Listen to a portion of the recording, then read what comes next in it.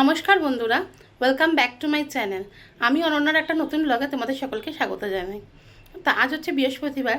তো বৃহস্পতিবারে তো ঘরে লক্ষ্মী পুজোর ঘট বসবে, লক্ষ্মী পুজো হবে, আর তার সঙ্গে ঠাকুরকে সামান্য একটু ভোগও দেওয়া হবে। তো চলো তোমরা দেখতে থাকো আজ ঠাকুরের ভোগের জন্য আমি ঘরে কী আয়োজন করলাম। খুব সামান্যই আয়োজন, চেষ্টা করি যে বৃহস্পতিবার ঠাকুরকে কিছু বানিয়ে দেওয়ার জন্য। তো চলো দেখা যাক কী বানাই ঠাকুরের জন্য আজকে। তো ঠাকুর ঘরে এসে দেখো সবার প্রথমে আগে গোপাল ভাইকে স্নান করিয়ে জামা কাপড় পরিয়ে নিয়েছি, তারপর বাবা পুরুষের পুজো করে নেওয়া হয়েছে। বাকি সব ঠাকুরকে পরিষ্কার করে দেখো ফুল টুল সব দেওয়া হয়ে গেছে। আর এদিকে মা লক্ষ্মীকেও মালা ঠালা পরিয়ে নিয়েছি।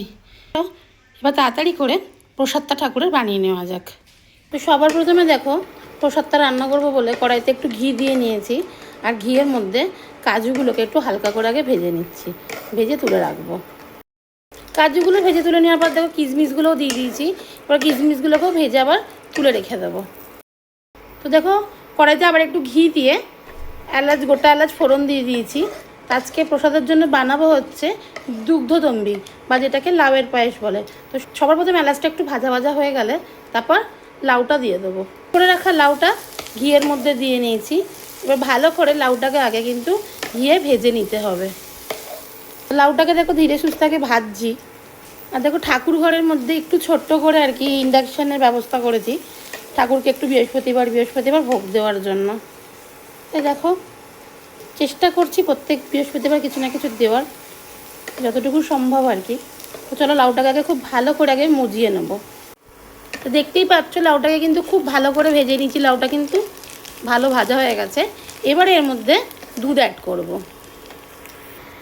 তো দেখতেই পাচ্ছ পরিমাণ মতো দুধ দিয়ে দিচ্ছি। দুধটা কিন্তু আমি আগে থেকে জাল করে রেখেছিলাম। পরে দুধটা ফুটে গেলে ইন্ডাকশানে আঁচটা একটু সিমে করে দেবো, যাতে লাউটা দুধের সঙ্গে ভালো করে কিন্তু সেদ্ধ হয়ে যায়। তো দেখতেই পাচ্ছ একদমই আমি সিম আঁচ করে দিয়েছি, যাতে লাউটা ভালো করে দুধে সেদ্ধ হয়। এবার এর মধ্যে অল্প পরিমাণে কিন্তু গুঁড়ো দুধ অ্যাড করে দেবো।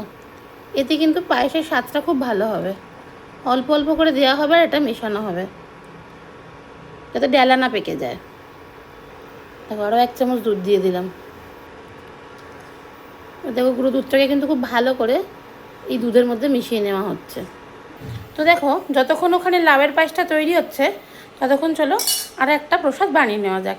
এটা হচ্ছে মহারাষ্ট্রের একটা রেসিপি, যেটাকে শ্রীখণ্ড বলে। তার জন্য দেখো জল ঝরানো আমি টক দই নিয়েছি। আর একটু জল ঝরালে ভালো হতো, কিন্তু আমার হাতে আর সময় ছিল না। এবার দইটাকে খুব ভালো করে আগে ফেটিয়ে নেবো। তো দেখতেই পাচ্ছ দইটাকে আমি খুব ভালো করে ফেটিয়ে নিয়েছি। তার সঙ্গে নিয়েছি দেখো কেসার দুধ। দুধের মধ্যে অল্প করে কেসার ভিজিয়ে রেখেছিলাম। এই দুধটা অল্প অল্প করে এবার দইয়ের মধ্যে অ্যাড করব। দেখতে পাচ্ছ অল্প অল্প করে দিয়ে এবার দইয়ের মধ্যে কেসার দুধটা মেশাবো। যেহেতু আমার দইয়ের জলটা একটু কম ঝরানো হয়েছে তাই একটু পাতলা হয়ে গেছে, নাহলে কিন্তু এটা একদমই টাইট হবে। তাই ভাবছি এর মধ্যে সামান্য একটু গুঁড়ো দুধ অ্যাড করে দেবো, তাহলে একটু জিনিসটা আর কি একটু টাইট হয়ে যাবে। এদিকে দেখো লাউটা কিন্তু সম্পূর্ণ একদম দুধের মধ্যে সেদ্ধ হয়ে গেছে। এবার এর মধ্যে ভেজে রাখা কাজু কিশমিশগুলো অ্যাড করে দেবো।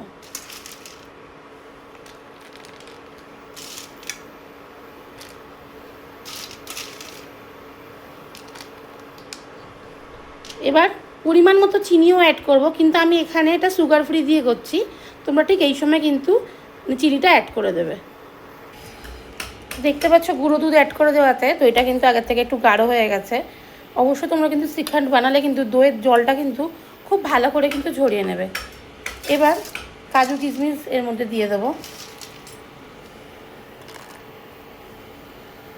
তো শ্রীখণ্ডের মধ্যে দেখো ভেজে রাখা কাজু কিশমিশ দিয়েছি। মিষ্টির জন্য আমি সামান্য পরিমাণ মধু দিয়েছি, তোমরা চাইলে মধুর জায়গায় কিন্তু চিনিও দিতে পারো। আর দিয়েছি কটা এলাচ থেতো করে। এবার এইগুলোকে সব ভালো করে মিশিয়ে নিলেই কিন্তু আমাদের মহারাষ্ট্রের বিখ্যাত একটা ডেজার্ট শ্রীখণ্ড রেডি হয়ে যাবে। তো তোমরা দেখতেই পাচ্ছ যে আমাদের দুগ্ধতম্বী বা যেটাকে লাউয়ের পায়েস বলে সেটা কিন্তু সম্পূর্ণ একদম রেডি হয়ে গেছে। তো চলো এবার পুজোটা কমপ্লিট করা যাক। তো দেখো লক্ষ্মীর ঘট আমি বসিয়ে নিয়েছি। আমি ঘট ওপরে বসাই না, বাই চান্স কোনো কারণে যদি নড়ে যায় বা পড়ে যায় সেই ভয়, কিন্তু আমি নিচেই বসাই। এবার চলো পুজোটা করে নিই। তো দেখো প্রত্যেক বৃহস্পতিবার করে আমি একটা করে এরকম ঘিয়ের বাতি জ্বেলে দিয়েছি, ধূপ সব ধরিয়ে দিয়েছি। তো চলো এবার ঠাকুরকে ভোগও দিয়ে দিয়েছি। এবার চলো আরতিটা করে নিই আমি। তো দেখতেই পাচ্ছ ঠাকুরকে আমি ভোগ দিয়ে দিয়েছি, আমার ভোগ আরতি হয়ে গেছে। তো আজকে যেহেতু বৃহস্পতিবার, তাই লক্ষ্মী ঠাকুরকে খই চিঁড়ে মুরগি এবং সব ঠাকুরকেই দেওয়া হয় আর কি, খই চিঁড়ে মুরগি বাতাসা, তার সঙ্গে হচ্ছে লাউয়ের পায়েস আর হচ্ছে শ্রীখণ্ড, লাউয়ের পায়েসের সঙ্গে শ্রীখণ্ড। তো দেখো পুজো আমার কমপ্লিট হয়ে গেছে। তো চলো এবার কিছুক্ষণের জন্য ঠাকুরকে ভোগ গ্রহণ করতে দেবো, তার জন্য দরজাটা বন্ধ করে দিই। তো বন্ধুরা, পুজো আমার কমপ্লিট হয়ে গেছে। পুজো হতে হতে অনেকটাই বেলা হয়ে গেছে, দুপুর হয়ে গেছে। তো প্রসাদও গ্রহণ করেছি। প্রসাদ খুব টেস্টি, খুব সুন্দর হয়েছে। চাইলেও কিন্তু ঘরে এরকমভাবে বানিয়ে নিতে পারো শ্রীখণ্ড বা লাউয়ের পায়েস। খুবই খুবই ইজি আর খুবই খুবই টেস্টি। তো চলো এবার দুপুরে আমরা খাওয়া দাওয়া করবো। তো চলো এই ছোট্ট ভিডিওটা এই অবধি। তোমরা সবাই ভালো থেকো, সুস্থ থেকো। আবার একটা নতুন ব্লগে তোমাদের সকলের সঙ্গে দেখা হবে।